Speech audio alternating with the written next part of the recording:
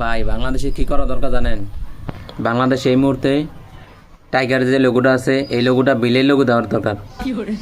আর দ্বিতীয়ত হইল বাংলাদেশের যে খেলোয়াড়টি আছে এই খেলোয়াড়টিরে আপনার যদি বাইরে যদি সৌদি বা বিভিন্ন দেশে যদি পাঠাই দিত তো সৌদি পাঠালে ভালোই, তো মরুভূমির মধ্যে তারা কাজ টাজ করতে পারতো।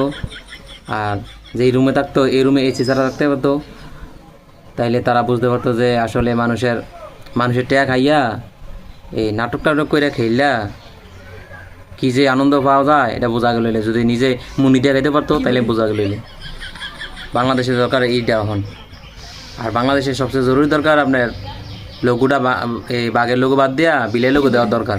যদি পারেন কেউ দায়িত্বশীল থাকেন, কুমিল্লা, আমরা তো কুমিল্লার জেলা, কুমিল্লার এই আসিফ মাহমুদ ভাই আছে, আপনি বিশেষ করে আপনার কাছে জোর দাবি আমরা এই বাঘের লোগোটা বাদ দিয়ে আপনি বিলের লোগো দেন।